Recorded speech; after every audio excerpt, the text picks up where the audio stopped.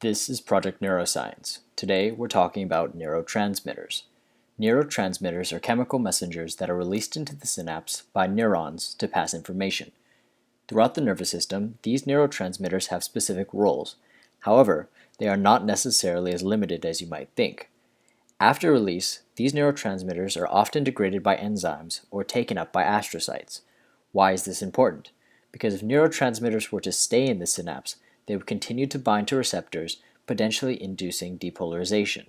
This would be akin to sending a signal to your leg to move, but the leg continuously moving long after the initial movement.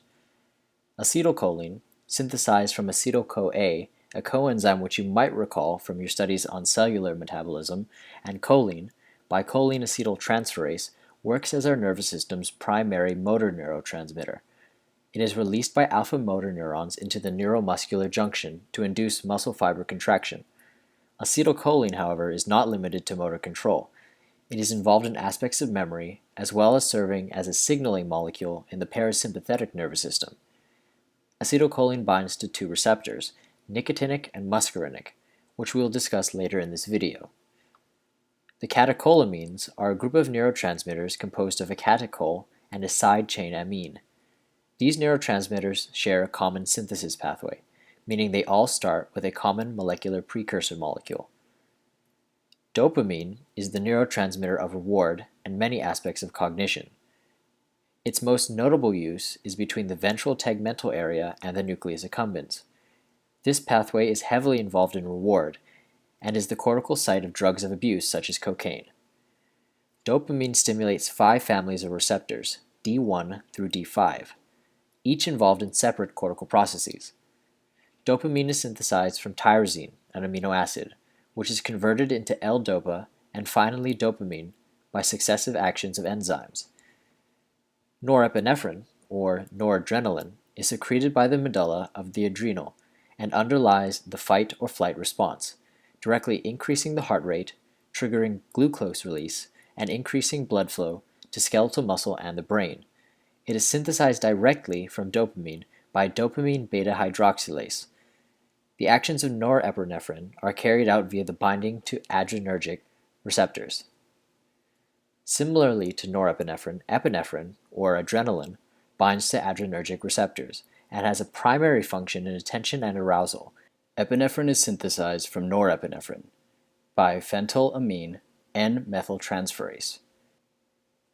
Serotonin, or 5-hydroxytryptamine, is perhaps one of the most well-known neurotransmitters, particularly because of its role in some cases of depression, and by the use of selective serotonin reuptake inhibitors, or SSRIs, which simply mean that these drugs prevent serotonin from being taken up by neurons and astrocytes, leaving more in the synapse, which, as discussed earlier, would mean a prolonged effect by serotonin continuing to bind to 5-HT receptors. Serotonin is synthesized from 5-hydroxytryptophan, which is derived from tryptophan, an amino acid. Serotonin has a functional role in aspects of mood, appetite, and sleep. The amino acid neurotransmitters are glutamate, glycine, and gamma-aminobutyric acid, or GABA. Glutamate acts as the nervous system's primary excitatory neurotransmitter and has a role in learning and memory. Glutamate can bind to 3 receptors, NMDA, AMPA, and kainate receptors. Excess glutamate stimulation can result in neuronal apoptosis through a pathological process known as excitotoxicity. Glycine is an inhibitory neurotransmitter, particularly in the interneurons of the spinal cord. When glycine receptors are activated, chloride enters the neuron via ionotropic receptors, causing an inhibitory postsynaptic potential. Lastly, GABA acts as the nervous system's primary inhibitory neurotransmitter. It is synthesized from glutamate by glutamic acid decarboxylase and binds to GABA-A and GABA-B receptors. As mentioned earlier, acetylcholine binds to 2 receptors, nicotinic and muscarinic. These receptors are so named due to the agonists which bind to them, nicotine and muscarine. Muscarine is a natural product that can be found in certain mushrooms and can be dangerous in high enough concentrations. Nicotinic receptors are antagonized by curare, a typical arrow poison used by tribes in Central and South America.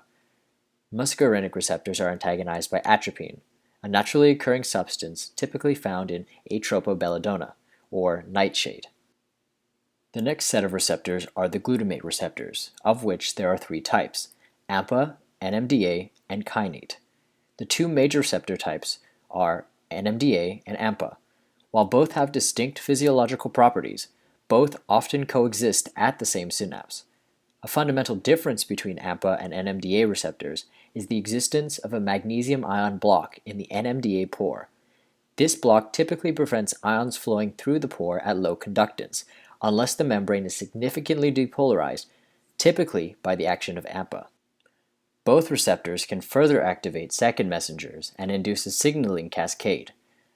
The third type of receptor are kainate. Kainate receptors are similar to AMPA, but play a more limited role in glutamate transmission. Endocannabinoids are retrograde signaling molecules, meaning they act from post to presynaptic neuron. One basic function of the endocannabinoid system is to reduce the opening of presynaptic calcium channels, preventing further neurotransmitter release. So how do researchers figure out where a particular neurotransmitter is localized? One method is immunohistochemistry. Immunohistochemistry involves injecting a neurotransmitter candidate, for example dopamine, into an animal and waiting for an immune response, in which antibodies begin binding to dopamine. These antibodies are then removed and bound to a visible marker, and later injected into a section of brain tissue. If the marker becomes visibly localized in a particular area, it has been determined that this is the site of dopamine release. You can now pause the video here and review the terms. This video marks the end of the Foundations video playlist.